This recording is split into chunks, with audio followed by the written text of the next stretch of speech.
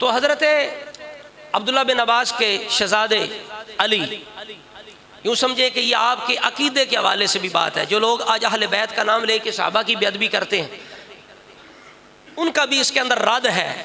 आपको पता चले कि खुद हुजूर के चाचा के बेटे अब्दुल्ला बिन अब्बास, उनका नज़रिया हुजूर के सहाबा के बारे में क्या है, हज़रत अमीर मुआविया बिलखुसूस हज़रत अमीर मुआविया के बारे में उनका क्या रवैया था, क्या नज़रिया था हज़रत अब्दुल्ला बिन अब्बास का। तो फ़ज़ाइल सहाबा के अंदर हज़रत अहमद बिन हम्बल, इमाम अहमद बिन हम्बल ये लिखते हैं, इस रवायत को नकल करते हैं, कहते हैं कि हज़रत अब्दुल्ला बिन अब्बास के बेटे अली हैं, अली नाम के, वो कहते हैं कि मैं अब्बा जान के साथ शाम में हज़रत अमीर मुआविया के पास थे।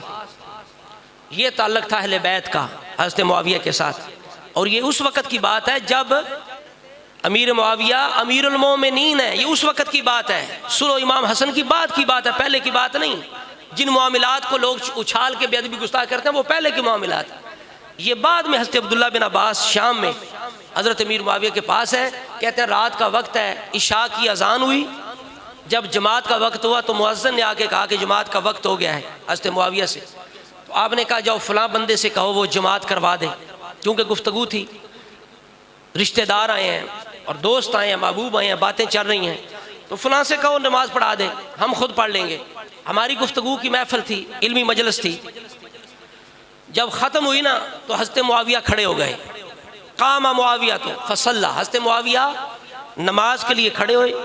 वलैसा खल्फहू गैरी व गैरु अबी, कहते हैं कि हज़रत मुआविया जमात करवा रहे हैं, इमाम बने हुए हैं, उनके पीछे नमाज पढ़ने वाले एक हज़रत अब्दुल्ला बिन अब्बास हैं, एक उनके बेटे अली बिन अब्दुल्ला हैं।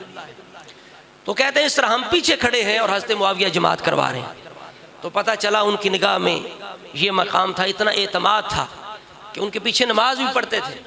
और उसके बाद कहते हैं कि जब वितर पढ़े तो हज़रत मुआविया ने एक वितर पढ़ा, चूँकि सहाबा का इसमें इख्तलाफ है कि वितर एक है या तीन है। तो अली कहते हैं मैंने अपने बाप अब्दुल्ला बिन अब्बास से मैंने कान में कहा, आपने देखा नहीं, आपको पता नहीं चला कि मुआविया ने एक वितर पढ़ा है, एक वितर। तो जवाब में अब्दुल्ला बिन अब्बास क्या कहते हैं, ये वो बंदा जो खुद हिब्रुल उम्मा है, उम्मत का बड़ा आलिम, मुफस्सिर कुरान, तर्जुमानुल कुरान, जिनके बारे में साहबा कहते हैं कि नेमा तुर्जुमानुल कुरान इब्नु अब्बासिन, के कुरान का सबसे बेहतरीन जो तर्जुमान है, तफसीर करने वाला है, वो अब्दुल्ला बिन अब्बास है।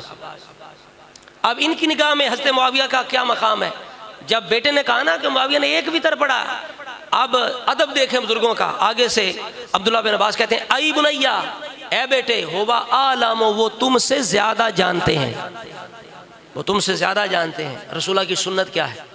तो मुख्तलिफ रसूला के तरीके, जिस सहाबी ने जो देखा, जिसके नज़दीक जो भी, बल्कि एक सहाबी कहते हैं मैंने सबसे ज़्यादा उस दौर के अंदर हज़रत मुआविया को रसूलुल्लाह की नमाज की तरह नमाज पढ़ते देखा। अबू दरदा रज़ी अल्लाह तआला अन्हु ने गालिबन ये इस बात को बयान किया। सबसे ज़्यादा हज़रत मुआविया की शान के अंदर जो रवायतें, वो अब्दुल्ला बिन अब्बास रवायत करने वाले हैं, जो अहले बैत हैं। बुखारी शरीफ के अंदर 3-4 ऐसी रवायतें हैं। एक जगह यही किसी ने वितर की वजह से एतराज़ किया, तो हज़रत अब्दुल्ला बिन अब्बास ने आगे से कहा इन्नहु फ़क़ीह, खामोश हो जा, वो फ़क़ीह हैं, यानी मुज्तहिद हैं, वो आलिम दीन हैं, बड़े आलिम हैं, तुझे इतराज़ करने का हक़ नहीं। इसी तरह एक मौके पे फरमाया दा हो कद साहिब रसूल अल्लाह, एतराज़ करने वाले से कहा तुझे पता नहीं, खामोश हो जा, उन्हें छोड़ दे, मुआविया के बारे में कोई गलत बात ना करना, क्यों, वो रसूलुल्लाह के सहाबी हैं।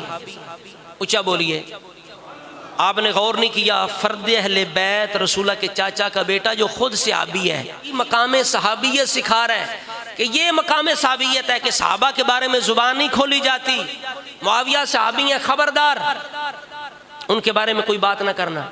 इसी तरह बुखारी शरीफ के अंदर अब्दुल्ला बिन अब्बास से ये रवायत है कि मुझे हज़रत मुआविया ने बताया कि एक मौका पर मुझे ये सारत हासिल हुई कि मैंने कैंची के साथ रसूलुल्लाह के बालों को काटा था, रसूलुल्लाह की हिजामत करने का मुझे मौका मिला, सारत हासिल हुई।